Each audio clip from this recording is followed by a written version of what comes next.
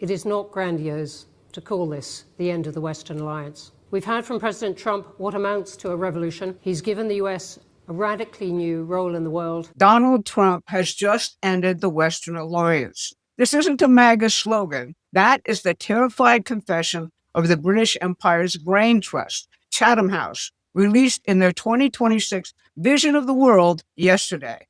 While they are mourning the end of their 80-year death grip on our country, Donald Trump was in Detroit yesterday taking selfies with auto workers at a Ford plant running 24-hour shifts. The empire is mourning itself. America is building and booming. I'm Barbara Boyd. For decades, my colleagues at Promethean Action and I have tracked the British Empire's manipulation of the American people. We've warned you about Chatham House and their alliance with what you might call Dope, Wars, and Terror, Inc. Today, we're breaking down three critical stories. First, the full breakdown of that Chatham House confession. Second, the president in Detroit delivering on his campaign promises. Third, and finally, Jerome Powell's fight with Trump and what that battle is really about. If you want the real-world analysis you won't hear on YouTube, please like and share this video. It helps us to break through the algorithm. So let's dig in. Chatham House declared the Western Alliance dead yesterday and said Trump was the killer. If you don't know the history of this organization, you'll miss the significance of this event. The Royal Institute of International Affairs, Chatham House's longer name, was founded by the leaders of the British Empire right after World War I, along with our own Council on Foreign Relations. They were supposed to be partners in tandem, and it always worked that way. They were founded to work together to control the foreign affairs of all nations. When you hear the term special relationship, this is what is being talked about. It is the actual enemy of our nation. So too with globalism. They are its authors. The great historian Carol Quigley studied this network, which is the backbone of British imperial empire. He fooled them into giving him access to their secret papers. After a 2-year study of these papers, he concluded the powers of financial capitalism had another far-reaching aim, nothing less than to create a world system of financial control in private hands, able to dominate the political system of each country and the economy of the world as a whole. That conspiracy saw almost its final success under Joe Biden's presidency. You might remember that the policies of the globalist World Economic Forum became our policies. Everything from eating bugs to climate hysteria to renting everything and owning nothing.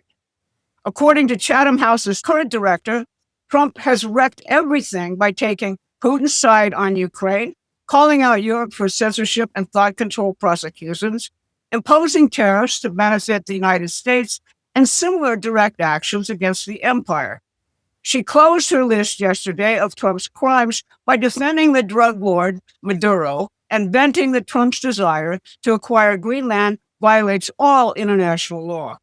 Here's her money quotes. It is not grandiose to call this the end of the Western alliance. We've had from President Trump what amounts to a revolution. He's given the US a radically new role in the world. In the case of the US's allies, they must now contemplate what was unthinkable, to have to defend themselves against the US itself in trade and perhaps security. Now, she was a little late in her death declarations.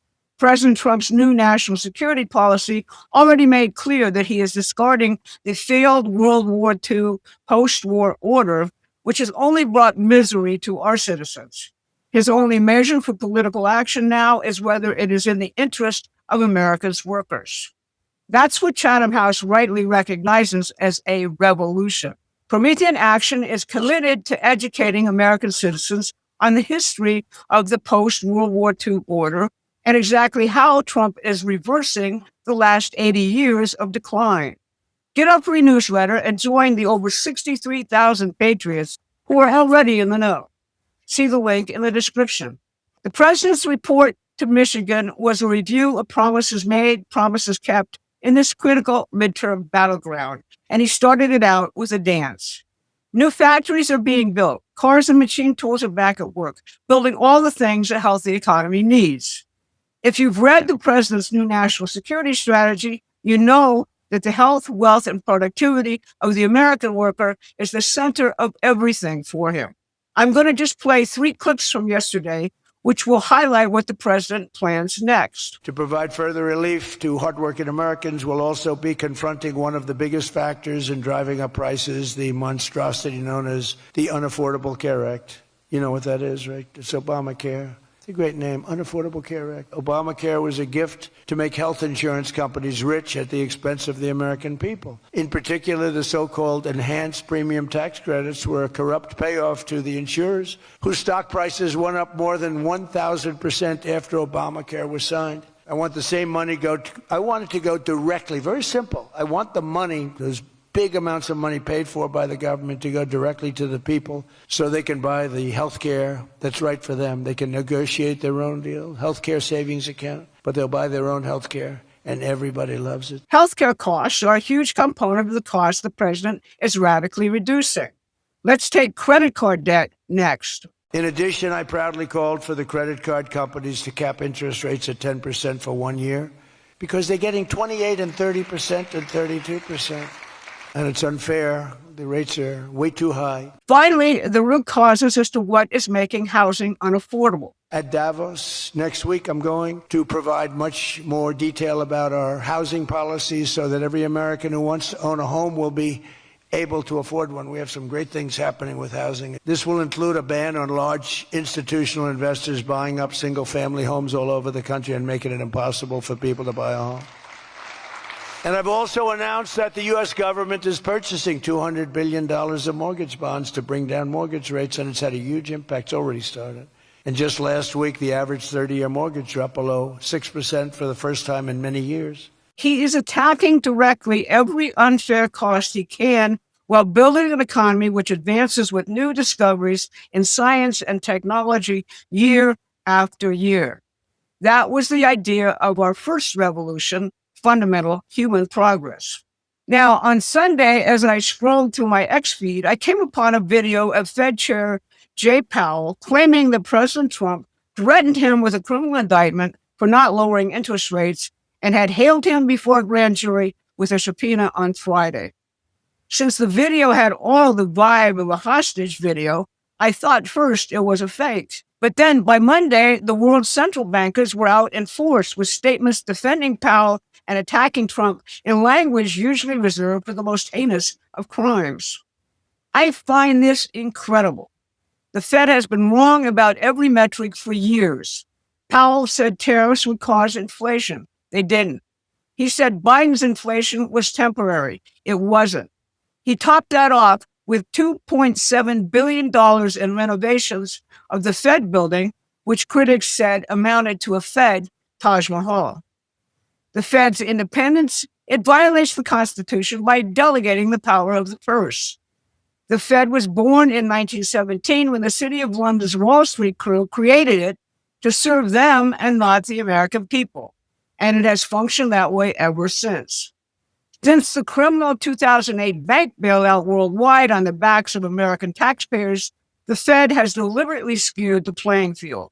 It has rewarded billionaires, savaged the middle and working classes, and prevented credit from flowing to Main Street. Powell's subpoena came from a criminal referral back in July by Congressman Anna Paulino Luna, not Donald Trump. But regardless of what some of these Republican senators are saying about, this being targeted prosecution by the president, specifically Murkowski, I actually just said today, this criminal referral is one that I did directly and I sent last year. And so for people to say that this is somehow partisan and now somehow the DOJ is opening up this investigation, we sent that request because of his own statements, Powell's own statements where he perjured himself to Senate. Luna said Powell lied to Congress in his June Senate testimony about Fed Taj Mahal. When U.S. Attorney Jeanne Pirro sought information about Powell's Senate testimony from the Fed, he blew her off. That's why there was a subpoena. Treasury Secretary Bessent has a plan to rein in the Fed and put the people's representatives back in charge of monetary policy. That's what this fight is really all about. Central banks run by the empire's chosen bankers are the backbone of imperial control of the world.